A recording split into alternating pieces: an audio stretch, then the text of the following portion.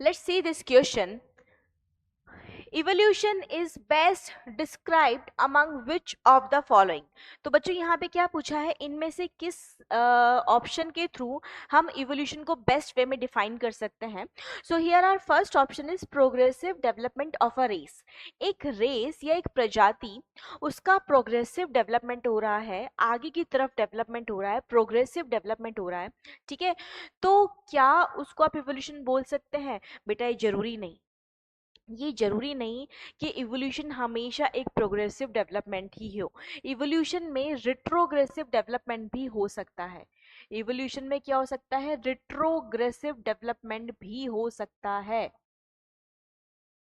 ठीक है, जैसे कि यदि हम बात करें कि फ्लाइंग बर्ड्स, उड़ने वाले बर्ड्स से फ्लाइटलेस बर्ड्स का ओरिजिन हुआ.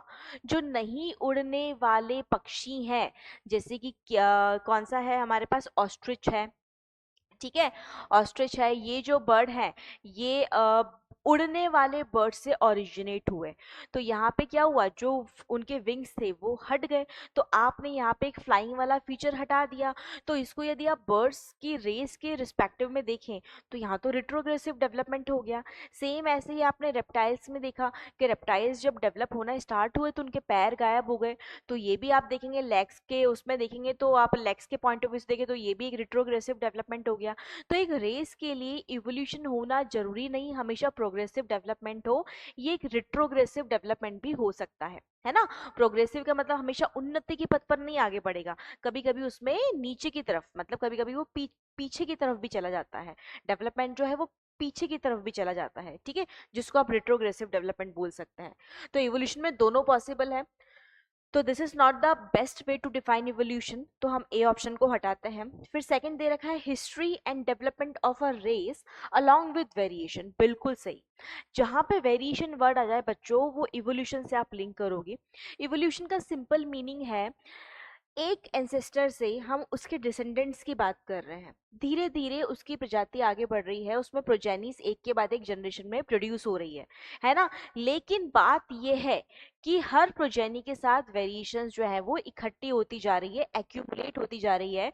तो इन्हीं वेरिएशन के इकट्ठे होना एक रेस के अंदर, तो इस डेवलपमेंट की और इस हिस्ट्री, ये जो हिस्ट्री है उसी को आप इंक्लूड करते हो इवोल्यूशन के अंदर. क्या चीज इंक्लूड कर रहे हो?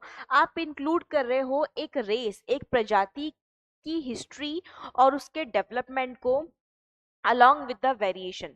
उसमें जो जो वेरिएशन आते चले गए हैं, उसमें जो जो चेंजेस आते चले गए हैं, साथ में उसके डेवलपमेंट और हिस्ट्री को आप किसके अंदर इंक्लूड करते हो बच्चों? इवोल्यूशन के अंदर इंक्लूड करते हो. So second option I think is the like good, better option than the first one. तो हम और भी आगे ऑप्शन देखते हैं, क्या इससे बेटर कुछ हमें मिलता है. हिस्ट्री ऑफ अ रेस, एक प्रजाति की हिस्ट्री को क्या आप इवोल्यूशन बोल सकते हो? नहीं. हिस्ट्री तो कुछ भी हो सकती है, उसकी कल्चरल हिस्ट्री भी हो सकती है ना. हिस्ट्री तो किसी भी तरीके की हो सकती है, उसकी रेजिडेंशियल हिस्ट्री हो सकती है कि वो कहाँ कहाँ रहता आया है, वो उस रेस के मेंबर्स कहाँ कहाँ रहते आए हैं. तो हिस्ट्री तो कैसे भी हो सकती है, तो जरूरी नहीं हर तरह की हिस्ट्री को आप रेस में इसमें इवोल्यूशन में इंक्लूड करोगे. तो ये भी रॉन्ग हो जाएगा बच्चों. फिर दे रखा है random change in gene frequencies. Gene frequencies के अंदर जो रैंडम चेंज है इसको भी आप इंक्लूड नहीं करोगे, है ना. तो ये भी रॉन्ग हो जाएगा. तो हमारे पास इवोल्यूशन को डिफाइन करने के लिए जो बेस्ट ऑप्शन है वो कौन सा हो जाएगा बच्चों? Option B would be the correct option for this question. ठीक है बच्चों.